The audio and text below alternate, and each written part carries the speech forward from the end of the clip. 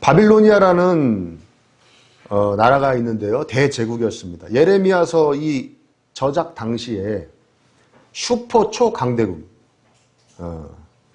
그 슈퍼 초강대국에 대한 예언을 통해서 하나님의 뜻을 깨닫는 시간을 오늘 가지려고 하거든요. 바빌로니아의 멸망을 예언합니다. 그럼 보통 멸망이 아니라 하나님 뭐라고 말씀하십니까? 내 무기 창고를 열어가지고 무기를 다 꺼내놨대요. 그러면서 바빌로니아를 멸망시킬 사람들은 무기 하나씩 가지고 가가지고 박살을 내라는 겁니다. 하나도 남김없이 다 그냥 쓸어가 버리라는 거죠. 거기 아무것도 남지 않도록 하나님 굉장히 화나셨다는 것을 알 수 있습니다. 실제로 기원전 539년에 멸망했다고 전해지니까요.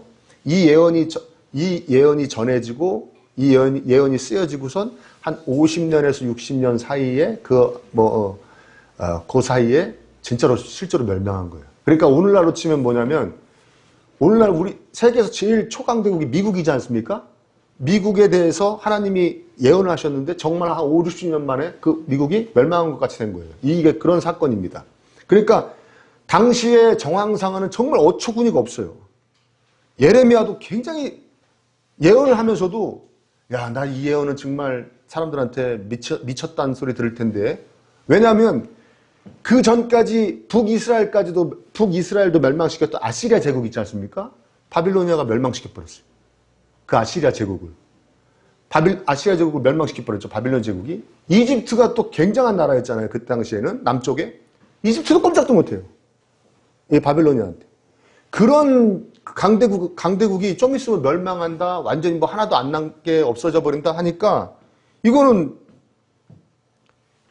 뭐 예레미야가 예언하면서도 굉장히 난처한 거죠. 이건 아무도 안 믿을 텐데. 그쵸? 자, 어떠한 일이 일어날지를 미리 알고 있다. 하나님께서 미리 알고 계신다는 것을 넘어서서 하나님은 여기서 뭘 말씀해주고 싶은 거냐면 결론적으로 얘기하면 이거 다 내 섭리 안에서 일어나는 일들이다.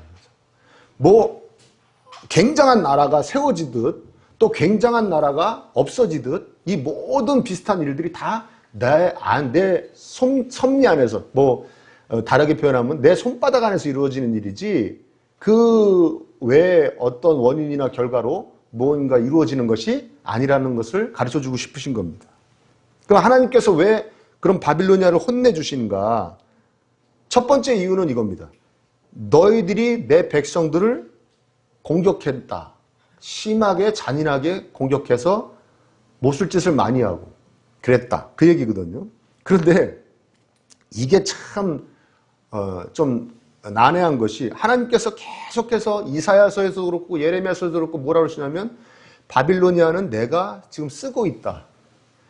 너희들 이스라엘이 너희들 유태인들이 하도 내 말 안 듣고 우상 숭배하고 못된 짓만 골라 해서 내가 너희들 혼내주려고 바빌로니아를 쓸 거야. 그 너희들은 결국엔 바빌로니아한테 완전히 멸망할 거야. 포로로 다 끌려갈 거야. 계속 말씀하셨거든요. 그러니까 바빌로니아가 유다를 잔인하게 공격하고 몹쓸 짓을 많이 한 게 하나님이 시키신 거란 얘기 아니에요.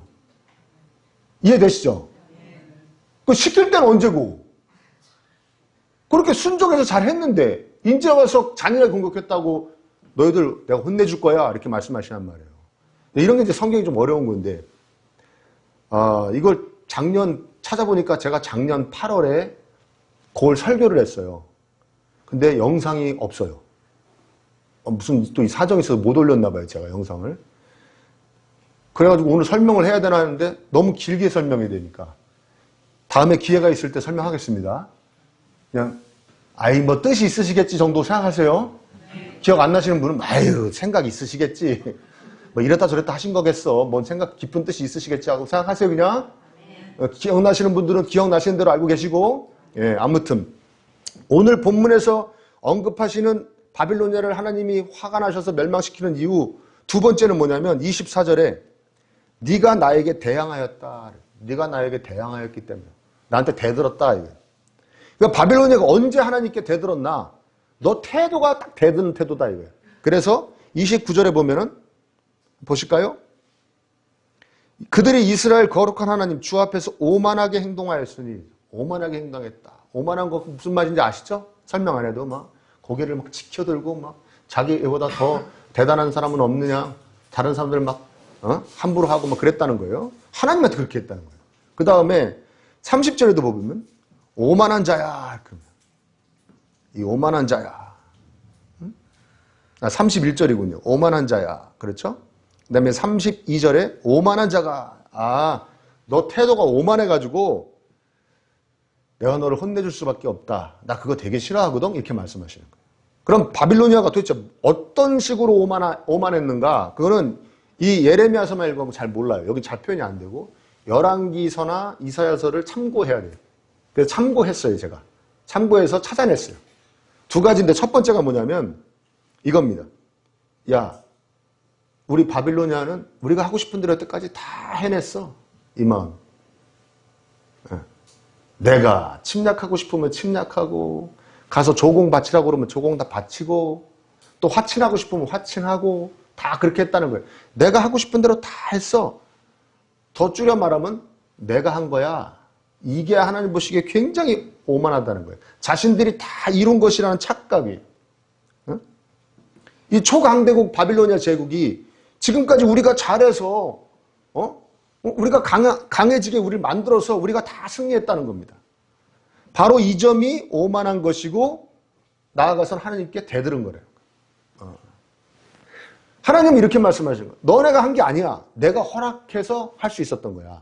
하나님 이렇게 말씀하시는 거예요. 그래서 23절에 보면 뭐라고 바빌로니아를 부르십니까? 이렇게 부르십니다. 세상을 쳐부수던 쇠망치가 어쩌다가 이렇게 깨지고 부서지게 되었는가?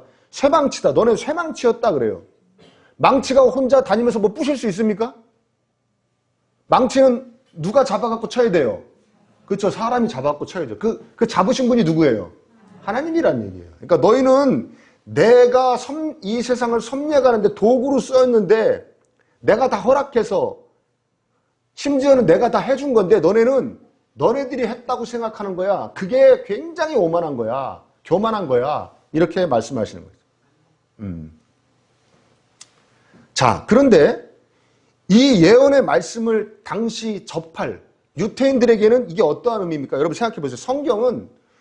성경은 하나님의 백성과 하나님의 백성이 될 사람들을 위해 쓰여진 책입니다. 이 세상을 위해 쓰여진 책이 아니에요. 아멘? 역사서도 아니고 과학서도 아니에요.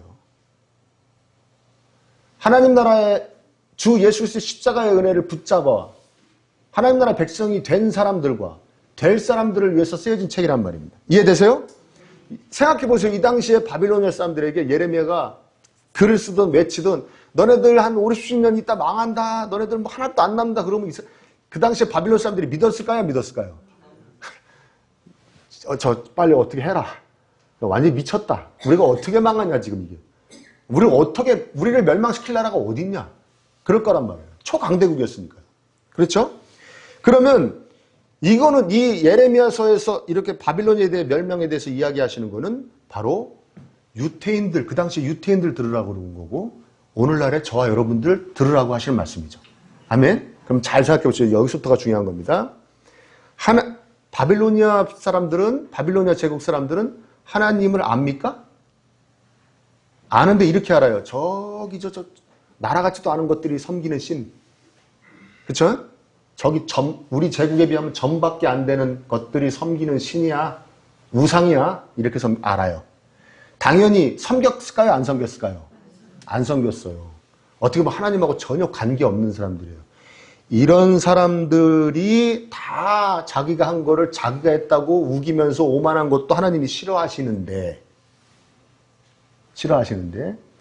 하나님이 창조주이며 섭리자이신 것을 아는 유태인들이 심지어 그분이 우리의 주인 되시기 위해 세상의 중심으로 다시 자리 잡기 위해서 당신의 독생자를 보내셔서 우리 대신 처벌받게 하시고 우리를 하나님의 자녀로 삼아주신 것을 깨달아 이제 우리는 모두 하나님 안에서 하나님의 뜻대로 살아간다를 깨달은 저와 여러분들이 우리가 한 거를 이건 내가 한 거야, 내가 해낸 거야 라고 생각하시는 건 얼마나 더 싫어하시겠냐 이거예요.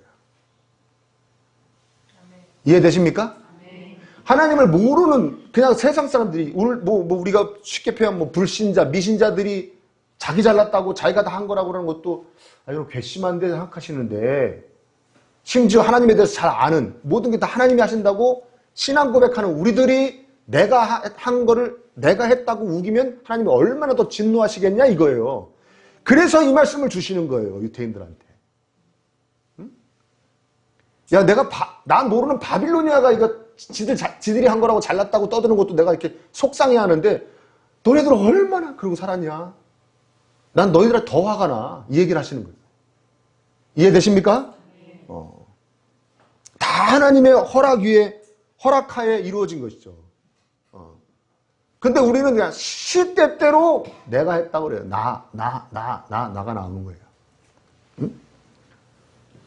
여러분 공부 열심히 해서 성적 잘 나온 거 누가 한 겁니까? 내가 했죠. 그쵸? 좋은 학교 간 거는 누가 한 거예요? 내가 한 거죠. 좋은 회사에 취업한 건 누가 한 거예요? 내가 했죠. 승진은 누가 했어요? 내가 했죠. 사업의 성공은 누가 했어요? 내가 했죠. 연애는 누가 했어요? 결혼은 누가 했어요? 아니, 내가 했죠. 그래요, 안 그래요? 그렇죠? 그런데 엄밀히 말하면 다 다른 사람이 해준 겁니다. 공부? 누가 가르쳐 주니까 했죠. 그리고 공부할 수 있게 해주고 가르쳐 줬으니까 했죠. 그래요, 안 그래요? 취업? 누가 뽑아준 거예요? 거기 회사에서 날 뽑아준 거예요. 내가 들어간 게 아니에요. 내가 어떻게 들어가요? 그 회사에서 들어오라고 그래 들어가지. 그래요, 안 그래요? 내가 우기는 것 같아요? 잘 생각해 보시라니까. 네? 승진은 누가 시켜줍니까? 내가 합니까, 승진을? 인사 쪽에 있는 사람이 승진시켜줘야 승진하는 거예요. 사업의 성공은 어떻게 합니까? 내가 파는 거, 그게 기술이 됐던, 제품이 됐던, 서비스가 됐던, 누가 사줘야 성공하죠. 누가 아무도 안 사주면 어떻게 성공합니까, 내가? 그러니까 내가 한 거예요? 누가 해준 거예요? 누가 해준 거예요? 연애, 결혼은 더 심란하죠. 어떻게 내가 합니까? 결혼 혼자 합니까? 누가 나하고 결혼을 해준 거죠. 이해되세요? 물론 나의 뭐도 있죠, 그 안에. 그러나 크게 보면 다 누가 나한테 해준 거예요. 그 뒤에 누가 계세요? 하나님이 계신 거예요. 그냥 내가 했다. 내가 하고 있다. 내가 할 것이다. 요 생각을 싹 빼버려요. 우리 심령에서 요 생각을 빼버려요. 왜? 누가 싫어하시니까? 하나님 무지하게 싫어하시니까. 그냥 주무시게 두세요. 얼마나 피곤하시면 주무시겠어요. 그게 더 신경 쓰여요. 깨우는 게. 할렐루야. 잠은 누가 잔다? 하나님이 재우시는 거예요. 할렐루야. 아우, 은혜가 충만하네. 잠도 다 하나님 재우시는 거예요. 잘만 하니까 자는 거예요. 하나님이 안 재우시면 어떻게 자요? 여러분, 잠 안 올 때 자려고 그러면 잠 와요, 안 와요? 근데 예배 시간에 잠은 올 거 얼마나 은혜예요, 그게. 불면증아 가라. 뭔 얘기하다 이 얘기한 거예요. 우리는 자꾸만 내가 했다. 내가 했다. 그래, 어떤 분들이 특히 이게 강하냐면 자수성가한 분들 있잖아요. 정말 이제 변변치 않은 가정에서 태어나서 막 자기가 가지고 막 해가지고 막 사업도 크게 이루고 이런 분들은 말이 안 통해, 말이 안 통해. 하나님 하셨다 그러면 쳐다봅니다. 저 참 어렵게 살았습니다. 고생 많이 했습니다. 열심히 살았습니다. 그게 무슨 말입니까, 그게? 세상은 다 하나님이 해주시는 거예요. 그런데 저 참 어렵게 살았습니다. 고생 많이 했습니다. 열심히 살았습니다. 그게 무슨 말입니까? 자기가 했다는 거죠. 왜 내가 한 거를 하나님이 했다고 우기냐, 이거예요, 저한테. 제가 그런 분들한테 꼭 그런 얘기를 해드리고 싶은데 한 번도 해준 적은 없어요. 그러면은 당신에게 교통사고가 나지 않고 병원에 몇 개월씩 누워야 될 질병이 생기지 않고 그런 게 당신 능력입니까? 당신이 한 겁니까? 당신 고속도로 가는데 앞에서 차가 막혀갖고 섰는데 뒤에서 버스가 깔아 뭉개면은 그날로 끝장이에요. 당신 능력입니까? 그게? 그러면 뭐라고 그런다고 그랬죠? 그렇게 얘기하면? 받아치는 게? 목사님 왜 그래 특별한 상황을 저한테 갖다 대십니까? 그러면 그 특별한 상황이 안 일어난 건 또 자기 능력이냐고요. 다른 사람들한테는 일어나는데 자기한테 안 일어나는 게 자기 능력이냐고. 아니잖아요. 모든 것 뒤에는 하나님이 계셔서 하나님의 이렇게 품 안에서 우리가 기동하며 산다는 것. 일이 되고 안 되고 다 하나님 손 안에 있다는 것을 여러분들 명심하셨으면 좋겠습니다. 그래야 교만해지지 않습니다. 우리 아무것도 아닙니다. 우리가 가진 어떤 능력, 수완, 기술, 지식, 인간관계, 재물 아무것도 아닙니다. 하나님 다 섭리 안에서 무엇인지 이루어져 가고 있는 것입니다. 명심하시길 축원합니다. 또 왜 오만하다고 하셨는가? 그게 왜 대드는 것 같이 느끼셨는가? 이사야서 47장에 보면 여기는 딱 찍어 얘기해요. 바빌로니아 사람들이 계속 이렇게 얘기했답니다. 나보다 더 높은 것들은 없다. 나보다 더 높은 이가 없다. 계속 이렇게 얘기해요. 열왕기서나 이런 데서도 그런 비슷한 표현들이 나와요. 이렇게 얘기합니다. 이 세상에 어떤 왕가, 이 세상에 어떤 신이 우리를 이겼냐? 응? 나보다 더 높은 것이 없다. 이 나의 대소변이나 먹을 것들아, 막 이럽니다. 응? 너희들은 우리의 대소변이나 먹을 것들이라는 거예요. 그러니까 한마디로 자신들이 가장 꼭대기에 있다고 생각합니다. 착각하고. 응?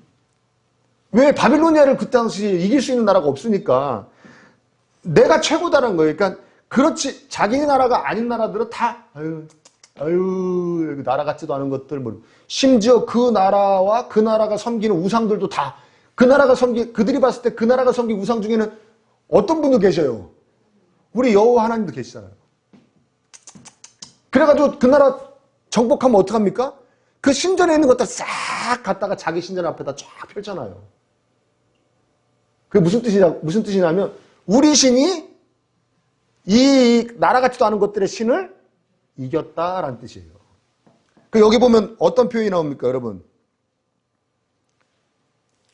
우리 보십시오. 여기 보면 이렇게 나와요. 28절에 보십시오.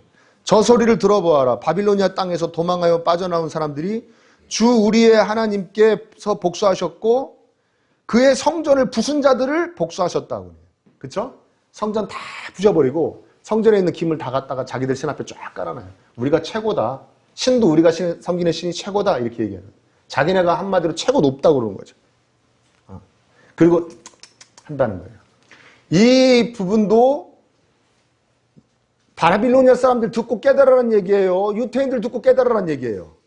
유태인들 듣고 깨달으라는 얘기예요. 그리고 저와 여러분들 듣고 깨달으라는 얘기예요. 자신이 자신을 보기에 자신이 보기에 썩 잘나서 내가 높다고 생각하는, 그래서 다른 사람을 은근히 낮게 보는, 심지어는 업신여기고 깔보는 마음가짐, 하나님께서 매우 싫어하신다.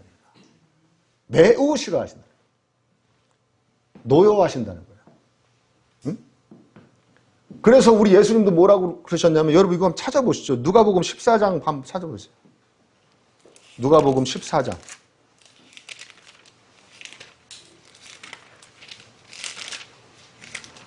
우리가 꼭 잊지 않고 하나님 말씀 붙잡고 살아야 되지만, 특히 우리가 세상에 나아가서 정말 잊지 않아야 되는 말씀 중에 하나가 바로 누가복음 14장 7절에서 11절까지의 말씀이에요. 제가 읽어볼게요. 여러분 잘 들으세요.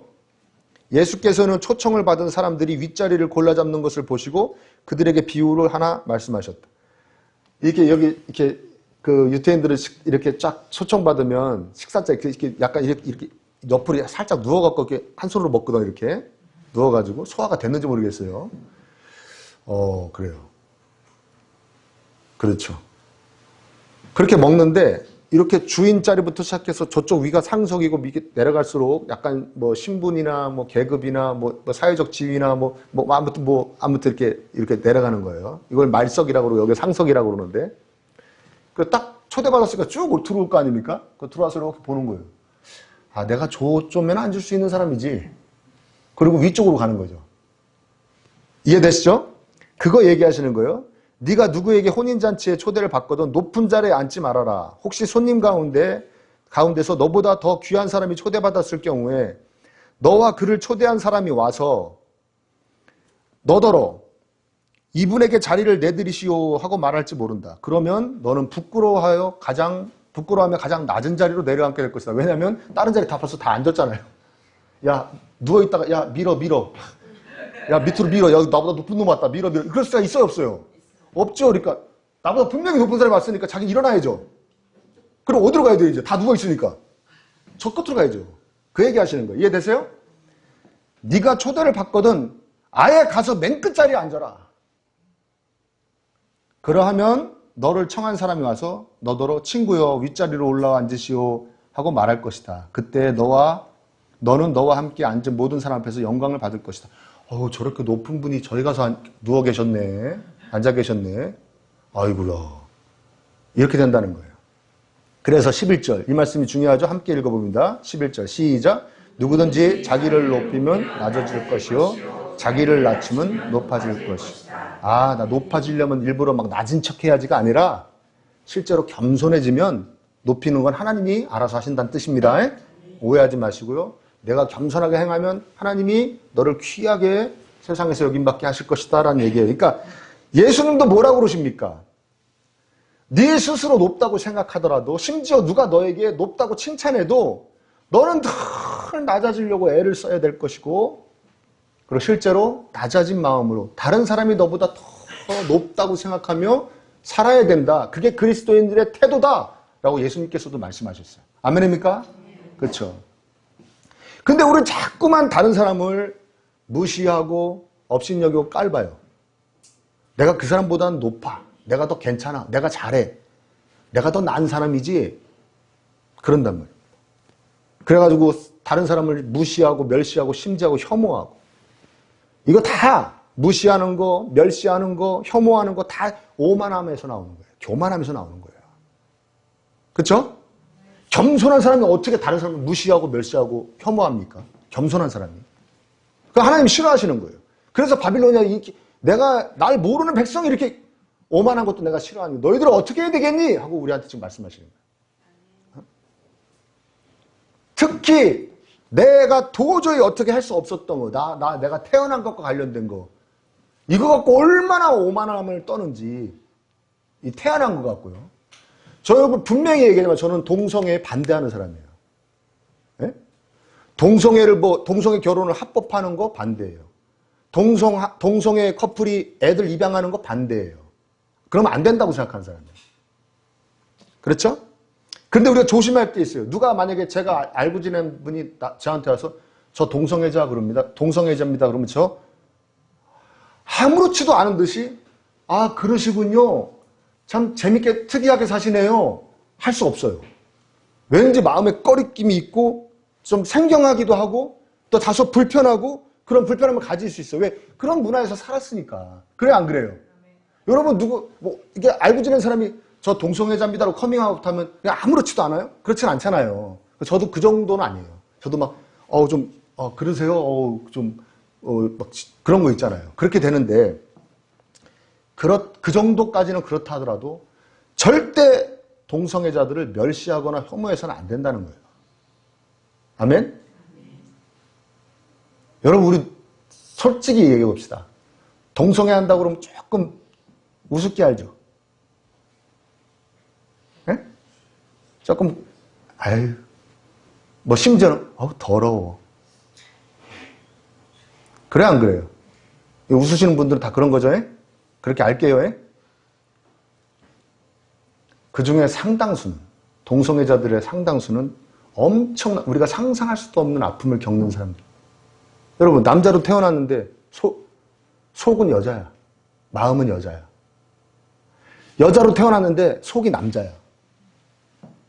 거기서 이 세상에 나와서 남자로 태어났는데 속도 남자고 여자로 태어났는데 속도 여자인 사람들과 부대끼면서 겪는 그 불편함이라고도 말하기 미안한 그 어떠한 아픔.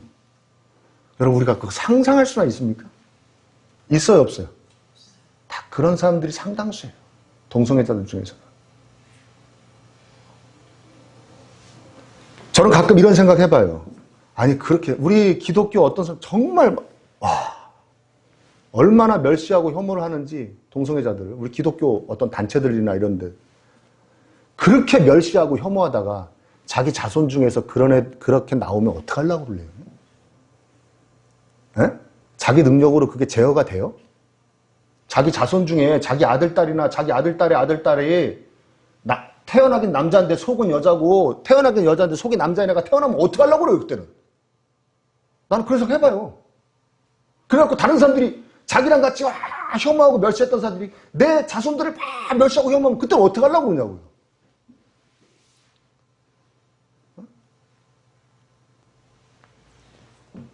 무엇보다 자신이 그렇게 태어나지 않은 게 자기 능력이었습니까? 자기가 선택한 거예요?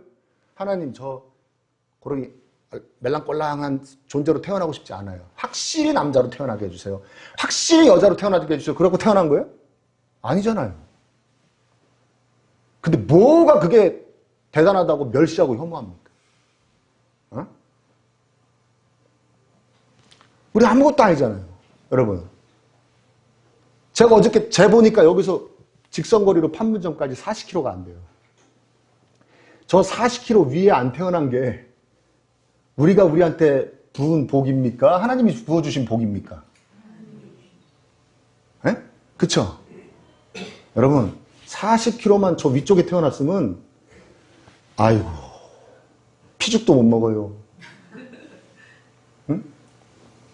어디 김밥을 시켜 먹어요. 김밥이 어딨어요. 그게 우리 능력이냐? 아무것도 아닌 것 같고 무슨 태어난 것 같고 자유 대한민국에서 태어난 것이 하나님의 섭리 안에서 우리에게 주어진 또 올라온 복이죠. 오히려 저쪽 사람들 불쌍히 여겨야 되는 거죠. 그렇지 않습니까? 저 사람들은 무슨 죄로 저기 태어난? 어? 우리가 절대 가져서는 안 됩니다. 지역 감정이죠. 지역 감정. 어디 사람들 이래. 저 군 생활을 전라도에서 했어요. 전라남도에서 했는데 거기 정경대에서 지금 정경 없어졌잖아요. 저 데모 막는 정경이었는데 우리 정경대 대장이 전라도 분이에요. 제가 기억하기로 목포에서 목포 출신이가 그렇습니다. 근데 이분이 어떻게 하다가 사모님이 대장님 사모님이 경상도 분이에요. 결혼을 한 거예요. 둘이 어떻게 연애를 했는지도 그건 모르는데. 그래서 이제 거기 무슨 행사가 있거나 명절이나 경상도 갔다 오세요. 갔다 오시는데 갔다 오시면 이제 막 부하 직원들하고 얘기한 거를 이제 부하 직원들이 얘기하는 걸 제가 들은 거예요. 옆에서 이렇게 일하다가 이렇게 자기들끼리 말씀하신 거 들었는데 이 대장님이 거기를 가면 경상도 거기 처가를 가면은 처가에 손이처남들이 3명인가 4명인가가 있대요. 그리고 요 부인은 거기 막내딸인 거예요. 그럼 다 자기 손이처남이잖아요. 그럼 그 처남들이 자기를 뺑 에워싸고 앉아가지고는 전라도 욕을 계속 한다는 거예요. 전라도 어쩌고 저쩌고 막 전라도 정치인 전라도 욕 전라도 정치인 욕을 계속 밤새 한대요. 밤새 술 마시면서. 그러면 이 막내 사위가 그걸 계속 듣고 있다가 오면서 자기 아내한테 화는 못 내고 그렇잖아요. 자기 아내가 그런 게 아니잖아요. 화는 못 내고 오면서 아니 처남들은 조상 중에 전라도 사람한테 맞아 죽은 귀신이 있어? 아니 왜 올 때마다 이러는 거야? 나들으라고 그러는 거지? 아이고 참 불편하네. 막 이러고 이제 투덜투덜대면서 운전하고 오면은 사모님이 그때마다 항상 하는 얘기예요. 우리 오빠들 저렇게 전라도 사람들 욕하더니 벌 받아가지고 하나밖에 없는 여동생이 전라도로 시집을 갔잖아. 그걸 위로한대요. 그 얘기를 제가 듣는데 그때 제가 20대 초반 때 아닙니까? 그때 너무 와닿았어요, 제가. 그게. 이건 진짜 이거는 몹쓸 짓이다. 이건 정말 하면 안 될 짓이다. 그렇지 않습니까? 여러분, 자신들이 경상도에 태어난 게 자신들이 선택한 거예요? 자신들이 전라도에 태어난 게 전라도에 선택한 거예요? 그래요, 안 그래요? 그렇죠? 서울에서 태어난 건 선택한 거 아니지 않습니까? 하나님 그냥 태어나게 하신 거 아니에요? 근데 왜 어떤 출신들을 갖고 그러냔 말이에요? 여러분, 예수님이 이 땅에 오셔서 하신 일이 뭐냐면 원수된 것을 파해버리셨대요. 십자가로 소멸시켜버리셨대요. 박살을 내셨대요. 원수된 담을 십자가로 박살을 내셨대요. 그게 무슨 얘기냐면 그 당시에 이방인과 유태인은 지금 뭐 경상도 전라도는 갖다 대지도 못할 정도로 으르렁으르렁 막 서로 사람으로 안 치던 시절이거든요. 이것도 여기에 처진 담도 십자가로 소멸하셨다는 거예요. 아멘? 그 은혜를 받은 우리들이 뭐 어디 경상도가 어떻고 전라도가 어쩌고 충청도가 어쩌고 이게 말이나 됩니까? 그래요, 안 그래요? 예? 너무 이게 팽배해져 있는 거예요. 어떤 성도님한테 신방을 갔는데 사위가 방글라데시인가 캄보디아 사람이에요. 사위가 좀 가슴 아픈데 딸이 이단에 빠져서 학창시절에 그 이단에 빠져서 막 다니다가 그 이단에 빠진 그 동남아 캄보디아인지 방글라데시 못 사는 나라 거기 사위를 얻은 거예요. 그래서 거기서 이제 신방하고 나와가지고 이제 거기 그분은 안 계시고 딴 데 가가지고 이제 식사 자리에서 얘기를 하는 거예요. 얘기를 하다가 이런 주제가 나왔어요. 자녀들이 외국인 배우자 만나는 거 어떻게 생각하냐? 외국인 배우자 이렇게 결혼하고 그런 거 어떻게? 대부분 다 좋다는 거예요. 괜찮아요. 제가 그랬죠. 그러면 캄보디아나 뭐 스리랑카나 뭐 그런 뭐 방글라데시나 그런 사위나 며느리는 어때요? 그러니까 그건 좀 여기서 외국인은 이제 미국 사람이나 영국 사람이나 호주 사람이나 이런 거 생각하는 거죠. 캐나다 사람이나 그건 좀 막 이러더라고요. 근데 그 중에 한 분이 딱 자신 있게 저는 괜찮아요. 그런 거예요. 그래요? 그 나라에서도 귀족이나 재벌 집에면 괜찮죠. 딱 그러는 거예요. 제가 뭐라 그랬냐면 아니 집사님 그렇게 가난한 나라에서 그렇게 부자가 되려면 나쁜 짓을 얼마나 많이 해야 됩니까? 그럼 생각을 한번 해보시죠. 제가 늘 여러분 나 왕족이에요 하지 말라고 그랬죠. 왕이 되려면 얼마나 많이 죽여야 되는지 그렇죠? 여러분 우리나라 조선 왕조에서 사람을 제일 많이 죽이는 왕이 누군 것 같아요? 세종대왕. 세종대왕이 사람 제일 많이 죽였어요. 신기하죠? 그렇게 성군이고 막 위대하고 백성들을 사랑하고 그 사람이 제일 많이 죽였어요. 제가 한 게 역사학자들이 한 얘기. 뭐 출신이 어디고 가문이 어떻고 뭐 지역이 어떻고 나라가 어쩌고 저쩌니 하는 거 이거 인간적으로도 천박한 짓일 뿐더러 하나님 매우 싫어하시는 것 아주 오만한 태도라는 거 명심하시기 바랍니다. 어느 나라 사람 멸시하고 혐오해서는 안 됩니다. 어느 지역 출신 멸시하고 혐오해서는 안 됩니다. 나보다 못생겼다고 나보다 덜 가졌다고 나보다 덜 배웠다고 나보다 덜 건강하다고 절대 무시하고 멸시하고 혐오해서는 안 됩니다. 나하고 다르다고 멸시하고 혐오해서는 안 됩니다. 하나님 매우 싫어하십니다. 그래서 우리는 간절히 기도해야 됩니다. 하나님의 크심과 능력 앞에서 제 주제를 파악하기 위해서 기도해야 돼요. 그리고 깨달아야 돼요. 하나님 은혜로 하루하루 살아갑니다. 저는 아무것도 아닙니다.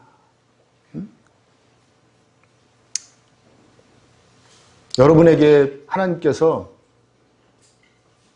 그러지 않으셔야 되겠지만 여러분에게 어려움을 허락하시면 뭐가 잘 안 되고 그래서 힘들어지고 막 그렇게 그런 일을 허락하시면 여러분 그때 분명히 생각하세요.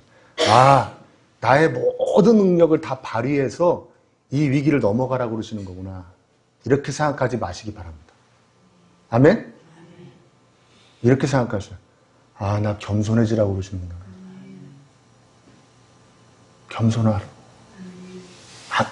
이런 어려움도 내가 어떻게 못하는구나. 나 겸손해지라고 그러시는구나. 우리 늘 겸손했으면 좋겠습니다. 내가 하는 거 없습니다. 앞으로도 없을 것입니다. 다 하나님이 하시는 겁니다.